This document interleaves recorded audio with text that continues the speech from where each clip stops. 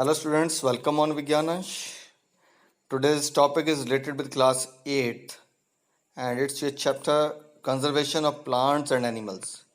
In this video, we will concentrate over the deforestation, its consequences and its causes.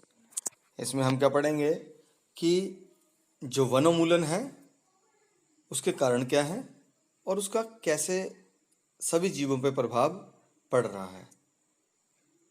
तो with a big smile, let's start it. The first one is इस picture को देखिए, दूर तक पेड़ कटे हुए हैं. This is the deforestation.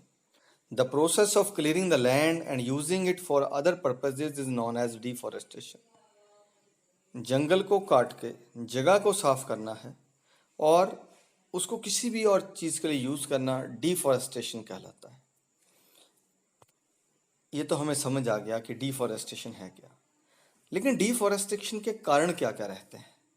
Number 1 is the procuring land for cultivation. लगातार पॉपुलेशन बढ़ रही है. पॉपुलेशन बढ़ने का मतलब क्या है? We need more food sources. हमें और ज़्यादा खाने की जरूरत पड़ रही है. खाना किससे होगा? कल्टीवेशन से होगा. हमें क्रॉप को कल्टीवेट करना पड़ेगा. उसके लिए हमें क्या चाहिए? लैंड. तो उस लैंड की रिक्वायरमेंट को पूरा करने के लिए हम जंगल को साफ कर देते हैं. सेकेंड, जब पॉपुलेशन बढ़ी तो बिल्डिंग ज़्यादा चाहिए, घर बनाने के लिए जगह चाहिए. उस पॉपुलेशन की बाकी रिक्वायरमेंट को पूरा करने के लिए फैक्ट्रीज चाहिए, फर्नीचर चाहिए, हमें वुड चाहिए एज अ फ्यूल. तो उन सब काम के लिए हम क्या है? हम जंगल को काट रहे हैं. तो point 2 is building houses and factories again are the causes of deforestation. Third is the making furniture, getting wood as fuel. उसके बाद in order to get the status of a developing nation, we have to develop the roads. सबसे बड़ी बात है कि अगर हमें विकसित होना है, अगर विकासशील देशों की जो एक क्रम है उसमें भी बनाए रखना है, तो हमें एक जीवन रेखा होती है जो गांवों को ऊपर लेके जाती है. वो क्या है? वो रोड्स है, वो सड़कें हैं. उन सड़कों को बनाते हुए भी जंगल कट जाते हैं.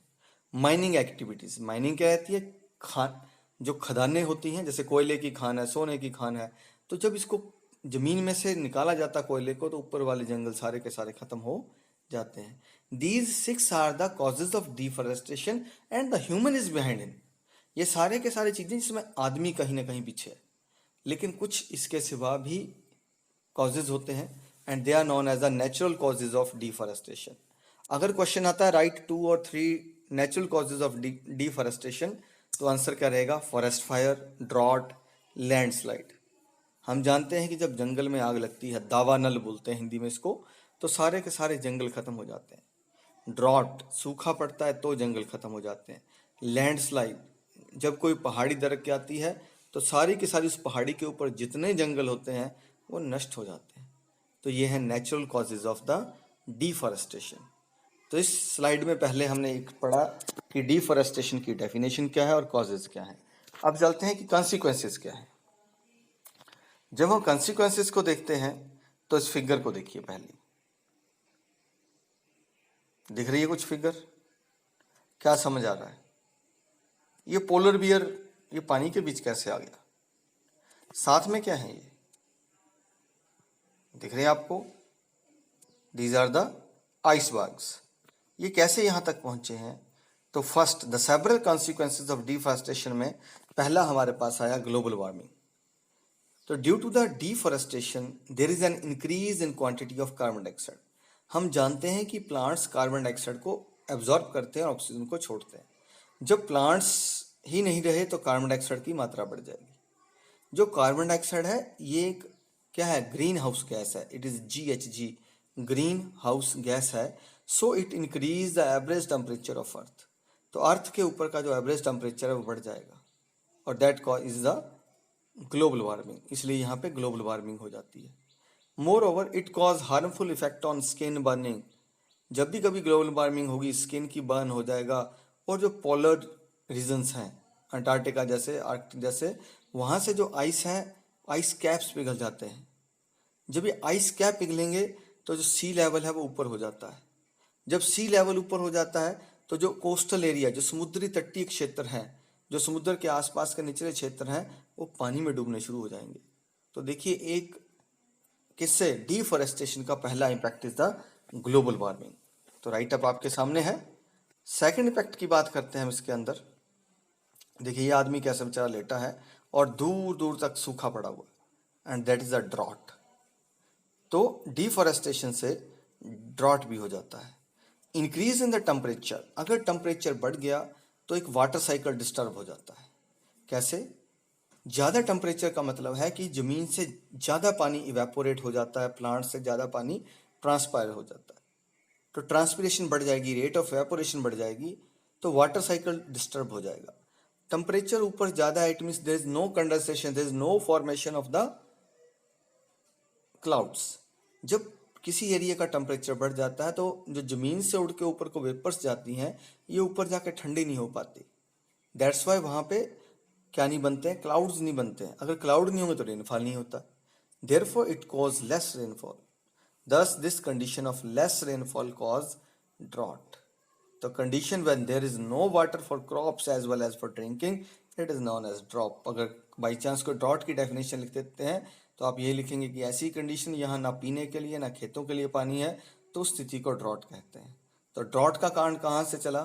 फॉरेस्ट से चला है। हमने फॉरेस्ट को काटा है, टेम्परेचर बढ़ा है, हर चीज़ से पानी इवेपोरेट या ट्रांसपीरेट होकर ऊपर चला गया, लेकिन क्या नहीं हुई, उसकी कंडेंसेशन नहीं हुई, बादल नहीं बने, द्वारा वजह से बारिश ही नहीं हुई। तो ये टफ जॉब होगी।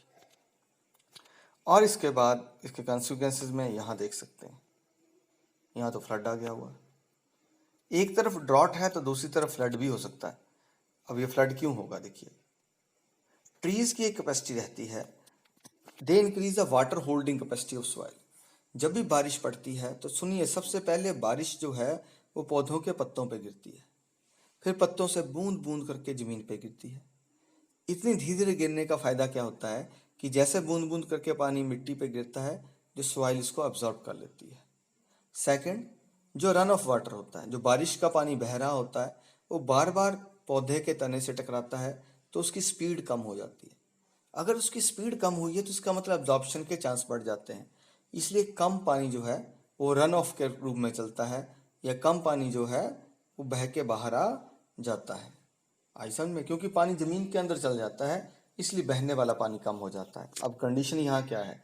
एक तो बारिश होगी नहीं, लेकिन जहाँ कहीं बाई चांस प्लांट्स होंगे वहाँ जाके जो एयर है वो कूल हो जाएगी, वाटर वेपर्स क्लाउड में कन्वर्ट कर जाएंगे। और अब वहाँ पे क्लाउड अगर बरस जाते हैं, ऐसी जगह पे बरस जाएं जहाँ प्लांट्स नहीं है, इट मीन्स वहाँ रन ऑफ वाटर की मात्रा बढ़ जाएगी and that result in the floods. तो अब देखते हैं कैसे लिखना है इसको। Tree increase water holding capacity of soil, moreover it helps to increase the ground water level also. Because of deforestation, water cannot be held for in the ground, so flow of water from the ground surface reduce. Therefore, lowering groundwater level, this also increase the level of water in the river. तो rivers के अंदर water level बढ़ जाता है। If river fails to hold the increase in water level, it bring flood.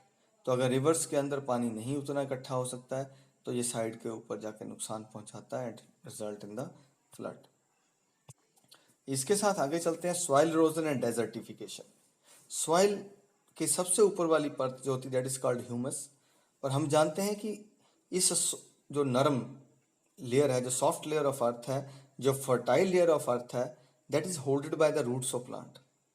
उसको plants की जड़ों ने जकड़ के हुए रखा होता है। और अगर बाई चांस क्या होता है, अगर हम प्लांट्स को रिमूव कर देते हैं तो नेचुरली क्या होगा, वो जो जगह है, वो जो मिट्टी है, वो टॉप लेयर क्या होगी, एक्सपोज हो जाती है।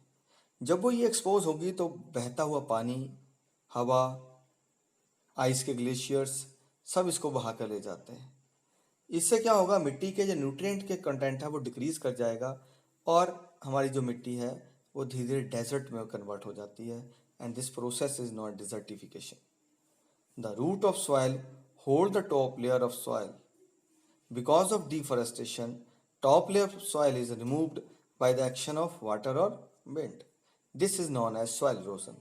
तो यहाँ तक तो soil erosion की definition है। This causes change in the nutrient content, textures which gradually convert land into desert and this process is known as desertification. तो यहाँ दो, मरुस्थलीकरण क्या है? एक उपजाऊ मिट्टी का मरुस्थल में बदलना मरुस्थलीकरण कहलाता है।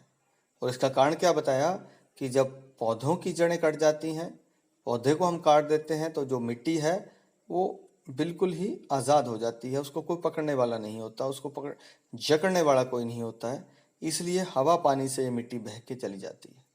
दैट्स वाई जो मिट्टी है उस जगह की, वहाँ पे जो उसकी फर्टिलिटी है वो कम हो जाती है, और इस प्रोसेस को डिजर्टिफिकेशन या मरुस्थलीकरण कहते हैं।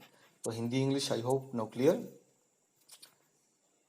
देन लॉस ऑफ बायोडाइवर्सिटी, एक अगला पॉइंट है लॉस ऑफ बायोडाइवर्सिटी का। बायोडाइवर्सिटी क्या है? सबसे पहले जो भी हमारे आसपास लिविंग ऑर्गेनिज्म जो भी हैं, चाहे वो प्लांट्स हैं, एनिमल्स हैं, माइक्रो ऑर्गेनिज्म है, दैट इज बायोडाइवर्सिटी, राइट। अब forest provide shelter to various plants and animal, तो जंगल जो है इनको घर देते हैं। By cutting the plants human are disturbing their habitat, तो हमने जब प्लांट्स काटे हैं तो हमने प्लांट्स और एनिमल्स का हैबिटेट ही खत्म कर दिया हुआ। अगर प्लांट्स या एनिमल्स को हम जंगल से बाहर वाले एनवायरनमेंट में ग्रो करेंगे तो वो ग्रो नहीं कर पाते हैं, इसलिए धीरे धीरे वो खत्म हो जाते हैं। तो कैसे लिखा है?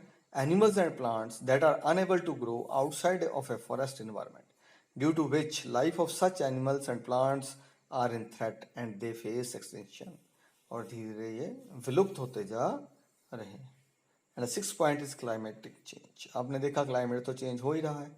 Increase greenhouse gases, carbon dioxide जैसी गैसें लगातार बढ़ रही हैं, तो जितनी यहाँ बढ़ेंगी उतना टेम्परेचर बढ़ जा रहा है, ग्लोबल वार्मिंग हो रही है, कहीं रेनफॉल हो रहा है ना, एक्सेस रेनफॉल हो रहा है, दैट रिजल्ट इन फ्लड, और किसी जगह पे क्या हो रहा है, there is no rainfall and result in the drought. तो climatic change is also one of the effect of the deforestation. तो thanks for watching, enjoy it, पढ़ते रहिए, बढ़ते रहिए।